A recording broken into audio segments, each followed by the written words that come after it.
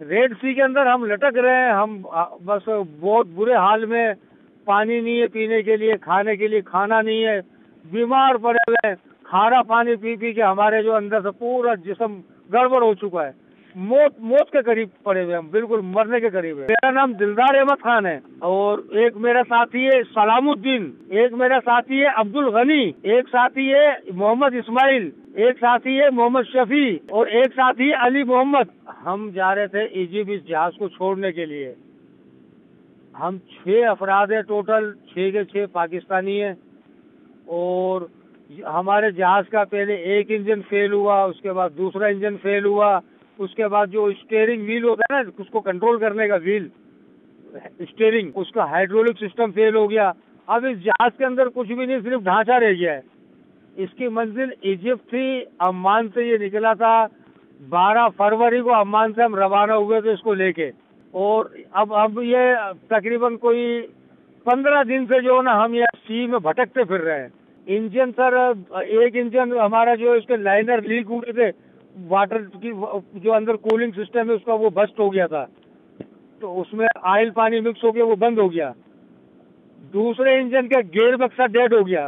दोनों इंजन नाकारा है बिल्कुल, और जहाज बिल्कुल कंट्रोल से बाहर है। हम इसको कंट्रोल नहीं कर सकते। हम अपीलें कर रहे हैं, हम इनसे मदद मांग रहे हैं। ये हमारे मरने का इंतजार कर रहे हैं, हमारा मजाक उड़ा रहे हैं। हमसे डिटेल मांग रहे हैं। इस हालत में हमें अपना नहीं होश, अपना होश नहीं है। हमें पता नहीं है हम किस हाल में पड़े हुए, और ये हमसे डिटेलें तलब कर रहे हैं। कुछ भी हमारे करीब कुछ नहीं आया। अगर कोई करीब आता तो हमें कम से कम पानी तो हमें मिलता।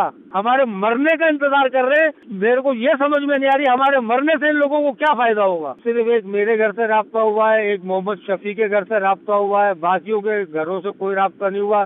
ये एक वाइड सैटेलाइट फोन हमारे पास राब्ते का जरिया है। हमारे पास और कोई जरिया नहीं है, और ये इतना महंगा जरिया है कि हर आदमी इसको ऊपर फोन कर नहीं सकता। अब मेरे बेटे उल्टा मुझे तसल्ली दे रहे फोन करके, वो वहाँ पे भाग दौड़ कर रहे हैं बेचारे जितनी उनसे हो सकती है।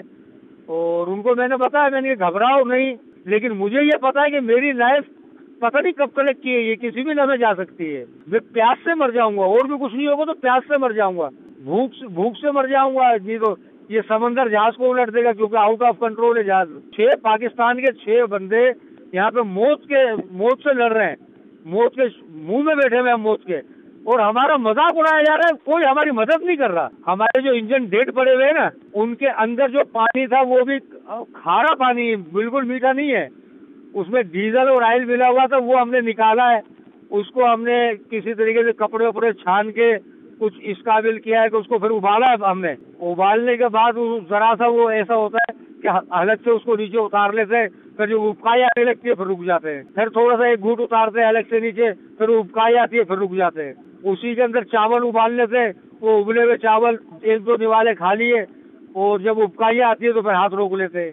इस तरीके से हम पड़े हुए, हम कभी भी मर सकते हैं। जख्म नहीं, बीमार पड़े हुए, सब बीमार पड़े हुए, सब बीमार पड़े हुए। प्लीज सिफारत खाने को बोले कि भाई ये इंसान है, पाकिस्तानी नहीं समझो, कम से कम इंसान समझ के इनकी मदद कर लो यार। अभी तक सिर्फ बातें हुई हैं, कुछ नहीं हुआ, अमली तौर पर किसी ने कुछ नहीं किया। पाकिस्तानी सिफारत खाने को सऊदीया में जो है उसको बोले कि यार इनको कम से कम इंसान समझ लो, पाकिस्तानी नहीं समझ रहे, ना समझो, इंसान समझ लो। सऊदी अरब के करीब जद्दा के बिल्कुल सामने है, रेड सी में।